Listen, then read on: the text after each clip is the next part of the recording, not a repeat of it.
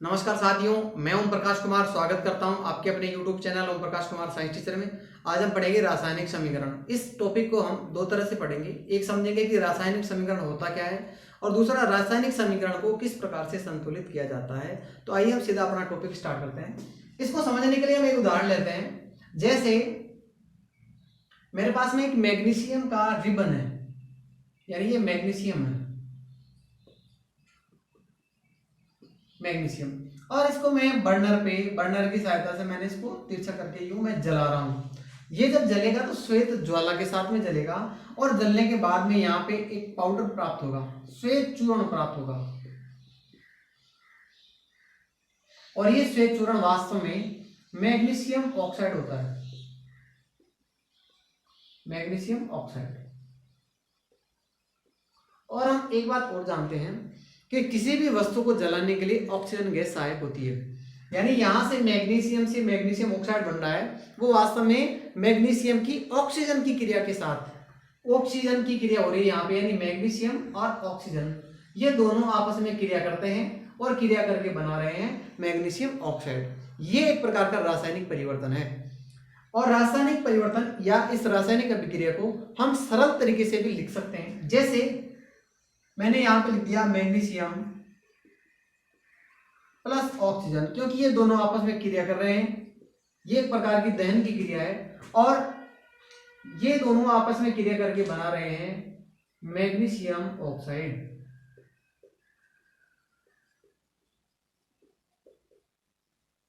तो अब देखो, इस रासायनिक अभिक्रिया को इतना बड़ा लिखने से अच्छा है कि हम इसको इस तरह से सरल रूप में लिख सकते हैं। इसमें एक तीर का निशान होता है और इधर जो भाग लेते हैं उनको क्रिया कारक कहते हैं और ये जो बनता है इसको कहते हैं उत्पाद। हम इसको और भी अधिक सरल तरीके से लिख सकते हैं। जैसे मैग्नीशियम को मैं इसके प्रतीक के रूप में लिख दूं मैग्नीशियम, ऑक्सीजन को मैं इसके O2 के रूप में लिख दूं और मैग्नीशियम ऑक्साइड MgO। तो अब मेरे पास में ये जो एक इक्वेशन प्राप्त हुई है, ये केमिकल इक्वेशन है, अर्थात रासायनिक समीकरण प्राप्त हो गया है। यानी रासायनिक अभिक्रिया को हम सरल रूप में जब प्रतीकों के रूप में लिख देते हैं तो रासायनिक समीकरण प्राप्त होता है। अब हम इसकी विशेषताएं देखते हैं कि रासायनिक समीकरण की क्या क्या विशेषताएं हैं और इसको किस प्रकार से संतुलित किया जाता है। अब हम एक रासायनिक समीकरण लेते हैं और उसको हम समझते हैं। F यानी लोहा और पानी के मध्य में क्रिया हो रही है और क्रिया होने के बाद में बन रहा है Fe3O4 और plus H2 gas, hydrogen gas. इस प्रकार से तो देखो, ये जो तीर है इसके इस तरफ यानी बाईं ओर होते हैं, उनको कहा जाता है क्रिया कारक। या इनके लिए एक शब्द और भी है, वो है अभिकारक, यानी क्रिया कारक भी कहा जा सकता है और अभिकारक भी कहा जा सकता है। और तीर के दाहिनी तरफ होते हैं, उनको कहा जाता है उत्पाद। ये दाहिनी साइड होती है इसलिए इसको कहा जाता है RHS, राइट हैंड साइड, यानी दाहिनी तरफ, और इस साइड को कहा जाता है लेफ्ट हैंड साइड, यानी ये बाईं ओर है। इस प्रकार से अगर अभिकारक एक से ज्यादा है तो उनके मध्य प्लस का निशान लगाया जाता है। अब हम इनको थोड़ा संतुलित करके देख लेते हैं कि इस अभिक्रिया को, इस समीकरण को हम किस प्रकार से संतुलित कर सकते हैं। संतुलित करने के लिए सबसे बड़ी बात वो ये है कि इसमें परमाणु न तो बनाए जा सकते हैं अभिक्रिया में, न तो नए परमाणु बनते हैं और न ही नए परमाणु नष्ट होते हैं। अर्थात परमाणुओं की संख्या जो पहले थी वही बाद में रहती है, नए परमाणु पैदा नहीं होते हैं और ना ही परमाणु नष्ट होते हैं। ये बात अगर अपने को याद रहती है तो हम रासायनिक समीकरण को आराम से संतुलित कर पाएंगे। एक दूसरी बात, जैसे यहाँ पे Fe यानी आयरन है, वो यहाँ पे 3 है और यहाँ पे भी हमें 3 करने पड़ेंगे, क्योंकि यहाँ पे 1 है तो ये 3 कैसे हो गया, तो इधर भी हमें 3 करना पड़ेगा। तो हमें कुछ संख्याओं का चयन करना पड़ेगा। जैसे मैं यहाँ पे 3 लगा देता हूँ तो इधर भी 3 इधर भी 3 बराबर हो गया। तो ये एक विधि है संतुलित करने की। इस विधि को कहा जाता है hit and trial Vidhi, hit and trial method इसको कहा जाता है, क्योंकि इसमें हम ऐसी संख्याएं अनुमान से सोच के रखते हैं जिससे कि अभिक्रिया संतुलित हो जाती है। तो अब देखो, यहाँ पे मैंने आयरन को संतुलित कर दिया। एक खास बात और होती है कि मैं इसको यहाँ इस प्रकार से 3 लगाकर संतुलित नहीं कर सकता। ये जो नीचे की ओर संख्याएं हैं वो हम कहीं पर भी नहीं लगाएंगे। अगर हम ऐसे लगा दें तो देखो, जैसे ऑक्सीजन यहाँ पे 4 है, तो अगर इसको संतुलित करने के लिए अगर मैं यहाँ पे 4 लगा दूंगा तो एक नया यौगिक बन जाएगा जो हो सकता है शायद बने ही नहीं। यानी पानी नहीं रहेगा। तो हम इसको संतुलित इस प्रकार से नहीं करेंगे। अगर हमें ऑक्सीजन को संतुलित करना इधर 4 है तो हमें यहाँ पे इस प्रकार से 4 ऑक्सीजन लगानी पड़ेगी। तो हमें सिर्फ संख्या लगाएंगे, वो सामने की ओर संख्या लगाएंगे, नीचे की ओर संख्या लगाकर रासायनिक समीकरण को संतुलित नहीं करेंगे, वरना गलत हो जाएगा। अब सबसे पहले हम संतुलित कर लेते हैं जैसे आयरन को। तो ये आयरन इधर 3 है तो मैं यहाँ पे 3 लगा दूंगा। अब हम देखो संतुलित किया हमने आयरन को, इधर 3 और इधर भी 3। अब बात करते हैं ऑक्सीजन की। ऑक्सीजन देखो इधर कितने हैं, 1 और इधर कितने हैं, 4। तो अब ये संतुलित नहीं है, तो इसको संतुलित करने के लिए हमें क्या करना पड़ेगा, इधर 4 करो या इधर 1 करो। तो 1 तो हम कर नहीं सकते, इधर 4 कर देते हैं। तो यहाँ सामने की ओर 4 लगा देते हैं, तो इधर भी 4 हो गए, इधर भी 4 हो गए।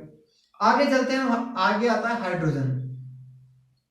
हाइड्रोजन देखो यहाँ पे है 4 दूनी 8, 8 यहाँ पे हाइड्रोजन है और इधर भी अपने को 8 करनी है। तो कैसे कर सकते हैं, हम यहाँ पे ऐसी संख्या रख देते हैं जैसे मैंने रखा 4 दूनी 8, तो इधर भी 8 हो गए।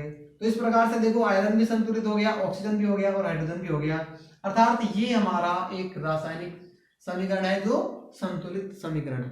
अब देखो इसमें कुछ विशेषताओं को ऐड किया जा सकता है।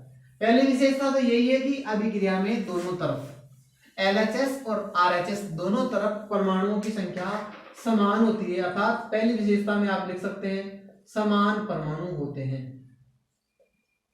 दूसरी विशेषता, इनकी जो अवस्था है उसको भी इसमें दर्शाया जा सकता है। जैसे अवस्थाएं अपने पास में 3 होती है, एक होती है सॉलिड, एक होती है लिक्विड और एक होती है गैस। ये 3 अवस्थाएं। तो सॉलिड के लिए हम S काम में लेंगे, लिक्विड के लिए हम L काम में लेंगे और गैस के लिए हम G काम में लेंगे। अर्थात इस समीकरण को जैसे हम दर्शा देते हैं, जैसे लोहा आयरन है वो सॉलिड होता है, तो यहां कोष्टक में लिख दूंगा मैं S। यहाँ पे पानी है वो लिक्विड फॉर्म में नहीं है, वो वाष्प अवस्था के रूप में है, इसलिए लिखेंगे गैस। ये जो बना है आयरन ऑक्साइड, इसको भी बोलेंगे सॉलिड है ये, तो S लगा देंगे। और हाइड्रोजन है वो गैस के रूप में है, तो ये लगा देंगे इस प्रकार से। तीसरी विशेषता है कि अगर कोई अभिक्रिया जलीय विलयन में हो रही है, यहाँ पे देखो फॉर्मूला जल दिख रहा है लेकिन ये गैसीय अवस्था में, जलीय अवस्था में नहीं है। अगर ये जलीय अवस्था में होता तो यहाँ पे G न लगाकर लगाते AQ, क्योंकि एक्वस एक शब्द है, AQUOUES, एक्वस। तो इसका प्रतीक चिन्ह काम में लेते हैं AQ, एक्वस। एक्वस का अर्थ ही होता है जलीय। आगे देखो, अगर किसी अभिक्रिया में कोई विशेष ताप पर वो अभिक्रिया होती है तो उस ताप को भी लिखा जा सकता है। अगर कोई अभिक्रिया किसी निश्चित दाब पर होती है तो उस दाब को भी नोट किया जा सकता है। और अगर किसी उत्प्रेरक की उपस्थिति में होती है तो उस उत्प्रेरक को भी लिखा जा सकता है। यानी यहाँ पे अगर कोई उत्प्रेरक आ रहा है तो यहाँ लिख सकते हैं। अगर किसी अभिक्रिया को गर्म करने पे हो रही तो हम इस प्रकार से डेल्टा का निशान है वो लगा सकते हैं। तो उत्प्रेरक हो, ताप दाब हो, इनको भी हम यहाँ पे नोट कर देते हैं। अगर कोई अभिक्रिया ऊष्माक्षेपी या ऊष्माशोषी है तो जितनी ऊष्मा निकलती है या जितनी ऊष्मा काम में आती है वो हम प्लस माइनस से लगा देते हैं। अगर अभिक्रिया ऊष्माक्षेपी अभिक्रिया है, ऊष्मा देती है तो प्लस का निशान आएगा।